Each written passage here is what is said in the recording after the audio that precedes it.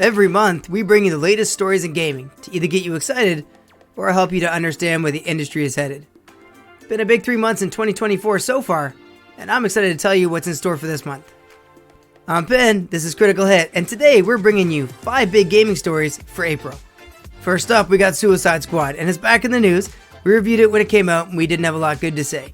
But they've just released their first DLC with Joker. You get 6 minutes of new cutscenes, or story in this case, but you don't even get interaction between him and Harley Quinn. Joke's on us, I guess. It's almost as if you could tell the devs don't even care at this point. I'm sure they'll put a post on social media when the layoffs happen about what victims they were. And at this point, with only 1,000 concurrent players, the Joker DLC barely giving them a bump, I have to wonder how long this will last. Warner Brothers has come out and stated this game has failed to meet their expectations, but with WB making the statement that they believe the future is in multiplayer transactions, I almost feel like they're trying to make their best use case for this game being a success. Because you can't have Hogwarts Legacy, the game that was a solo player with no transactions, being their only success story. But this is just another case of executives being out of touch, and this will probably be an expensive lesson for them. And before we move on, CD Projekt Red has also weighed on this, with their CFO saying they believe there's no place for microtransactions in the single player experience. We know they're working on New Witcher and Cyberpunk follow-up, and it took them a long time to earn back the trust of the community after the launch of Cyberpunk 2077. Let's hope they stick to what they're saying here.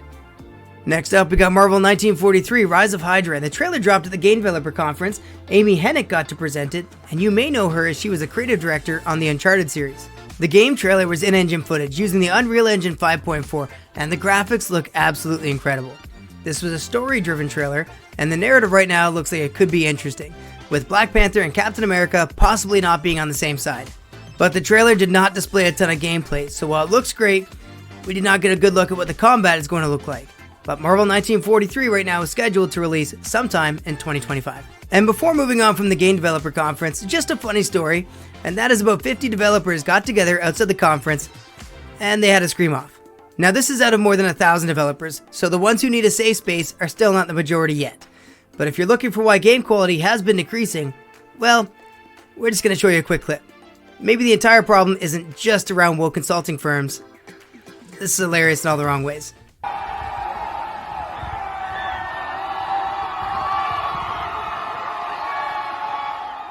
Next up, we got Resident Evil 5, and it was in the news recently, but probably not why you're hoping.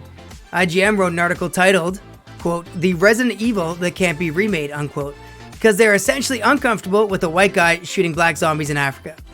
These journalists have no issue with any other race, including the recent and great game of Resident Evil 4 taking place in Spain. But this seems to be a sad trend, as Crystal Dynamics also put out a statement saying the way Tomb Raider 1-3 depicts cultures rooted in racial and ethnic prejudices and stereotypes that are deeply harmful, and these do not align with their current values. And then we got Compulsion Games, developers of We Happy Few, applauding this statement, and went further with saying as they look to recreate or remaster games, they will also need to rewrite a new history. You know, every time I look up the definition of racism, it changes ever so slightly to be more about minorities. But regardless of what ignorant people try to make it, racism is discrimination or prejudice against anyone based on the color of their skin. And I'm just gonna come out and say it, but all these game journalists and developers with white knight syndrome who believe they're above another race so they need to save it are racist. The only way we solve racism is to treat everyone as equals, and that's something these racists could never do. They put forward a race narrative that only seeks to divide and segregate people, and I really hope at some point in their lives, the irony of what they're trying to do is not lost on them. It would take some kind of self-reflection though, so I think that may pose a difficult challenge. The layoffs in the gaming industry started well before the Gamergate 2 controversy did. They need some kind of wake-up call, and I recommend traveling. If they can meet people in other regions of the world, they can hopefully break down their discriminatory views they learned through their schools and got reinforced through their echo chamber jobs. But I guess it is just easier to have the conclusion of white man bad, because a lot of executives seem to post it on social media, and then it gets deleted shortly after. Alright, and moving on from there, next up we got Embracer Group, the company who bought every game developer they could back in 2020, and right now they're hosting a fire sale. They sold Gearbox, which makes Borderlands, to Take-Two Interactive for $480 million, and it saw significant and immediate layoffs, and they also sold Saber Interactive for $264 million. This continues their trend of selling studios, and if the gaming industry was on fire, Embracer Group is the one pouring kerosene on it. I've said it before and I'm going to say it again here, the future is probably not AAA games, but it's indie studios that are going to get us through the next decade. At least until developers at big studios get back to a customer type focus. And in case they have a hard time understanding what that is making games for your customers, not discarding them in favor of your misguided ideals. Like Black Girl Gamers, when they said the gaming industry is not made for gamers, I mean, that's like saying cars are not made for drivers. You just can't make up satire this good. Alright, next up we got a story about Helldivers 2, and it's created controversy, I suppose. Polygon has called the themes too fascist. I think that's what the devs are going for, and it may be lost on them. But also an article from That Park Place talks about activists feeling silenced. Essentially, they wanted pride flags and LGBTQ capes put in the game. And Arrowhead just wanted absolutely nothing to do with that because they think it's divisive. Their stance is they want nothing political in the game, and the LGBTQ stance is that their identity isn't political. But we all know for every person that's happy that it's there, there's another person that isn't.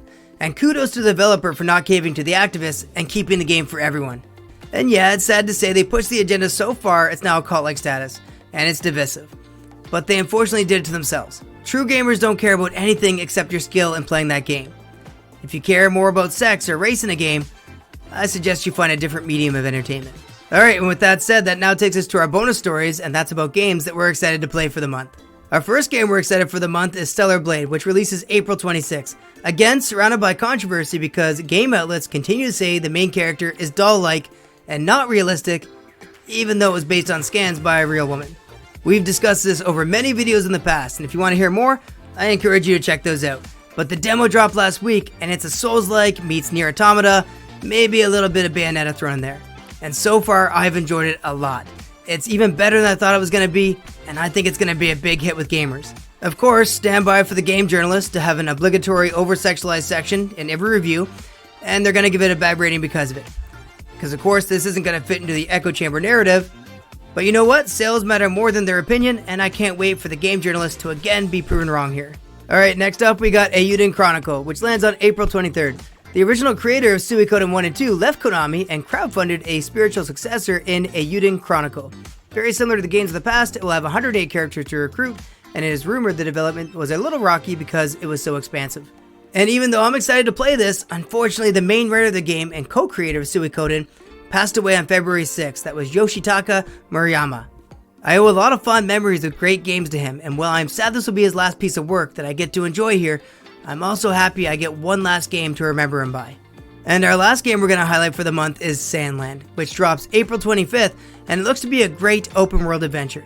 I wanted to mention it because the art, including landscape and character design, was done by Akira Toriyama.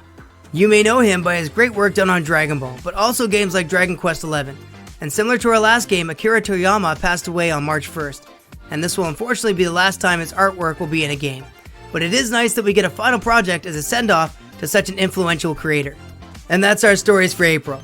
Let us know your thoughts on them down below. If you disagree with me, that's okay. Just make sure you duke it out respectfully in the comment section. Thanks for sticking with me, and if you made it this far, leaving a like and subscribing goes a long way to helping us continue what we do.